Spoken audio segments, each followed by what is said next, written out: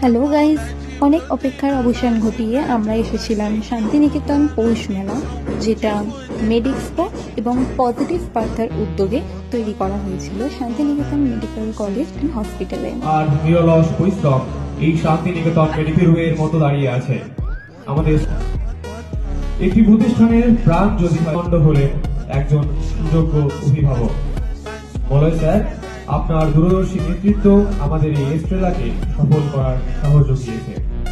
Sir, আপনার positive energy, নিষ্ঠা আর স্বপ্ন থাকলে কৃতজ্ঞতা জানাই আমাদের সিনিয়রদের, যারা এই ফেস্ট এত দায়িত্ব সহকারে প্রযুক্তিকে ব্যবহার করে প্রত্যন্ত ও দুর্গম এলাকায় বিশেষজ্ঞ চিকিৎসকের অভাব মিটিয়ে রোগীর সময় ও অর্থের অপচয় না করে জরুরি পরিস্থিতিতে সুচিকিৎসার স্বার্থে দ্রুত সিদ্ধান্ত নেওয়ায় সুবিধার লক্ষ্যে এই মুহূর্তে telemedicine, teleradiology, telepathology, tele ICU, AI ব্যবহার খুবই প্রয়োজন বলে মনে করেন শান্তিনিকেতন মেডিকেল কলেজ ও হাসপাতালের সভাপতি মলয় পি।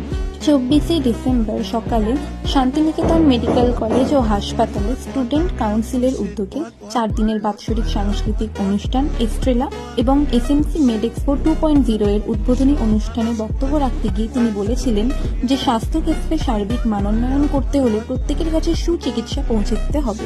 এই প্রসঙ্গে তিনি বলেছিলেন, শান্তিনিকেতন মেডিকেল কলেজ ও হাসপাতালের স্বপ্ন মানুষকে সুলভে উন্নত চিকিৎসা দেওয়ার পাশাপাশি চিকিৎসা পরিষেবা সার্বিক মানোন্নয়ন করা। আমাদের লক্ষ্য telemedicine, teleradiology, telepathology, tele ICU, এআইকে কেন্দ্র করে পোস্ট গ্র্যাজুয়েশন কোর্স তৈরি করা, যাতে এর উপর নির্ভর করে আমরা চিকিৎসা পরিষেবার উন্নতি এবং প্রান্তিক ও দুর্গম এলাকাতেও চিকিৎসা পরিষেবা পৌঁছে দিতে পারি, যার জন্য আমরা ইতিমধ্যে আমাদের অভিজ্ঞ ডাক্তারবাবু এবং প্রযুক্তিবিদদের সহযোগিতায় কাজ শুরু করেছি। যথাযথ কোর্স তৈরি করে সেটা ন্যাশনাল মেডিকেল কাউন্সিল এবং সরকারের দৃষ্টি আকর্ষণ করে প্রয়োজনীয় পঠন পাঠন উপযোগী ক্লাস করানো হবে। তিনি জানান যে এআই এবং টেলিহেলথ ভিত্তিক পোস্ট গ্র্যাজুয়েশন কোর্স চালুর মূল উদ্দেশ্য হল চিকিৎসা শিক্ষাকে ভবিষ্যতে স্বাস্থ্য প্রযুক্তির সঙ্গে যুক্ত করা এবং আগামী প্রজন্মের ডাক্তার, টেকনোলজিস্ট ও হেলথ টেক পেশাজীবীদের ডিজিটাল স্বাস্থ্য ব্যবস্থার জন্য প্রস্তুত করা। তিনি আশা প্রকাশ করেন খুব তাড়াতাড়ি স্নাতকোত্তর স্তরে এই কোর্স শুরু করা যাবে এবং সেই ক্ষেত্রে শান্তিনিকেতন মেডিকেল কলেজ গুরুত্বপূর্ণ ভূমিকা নেবে।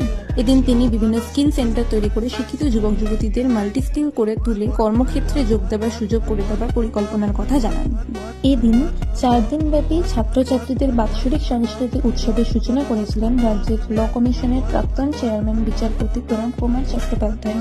উপস্থিত ছিলেন রাজ্যের প্রাক্তন স্বাস্থ্য শিক্ষা অধিকর্তা অধ্যাপক ডক্টর সুশান্ত বন্দ্যোপাধ্যায়, পাঞ্জাব ন্যাশনাল ব্যাংকের জোনাল হেড সঞ্জীব কুমার।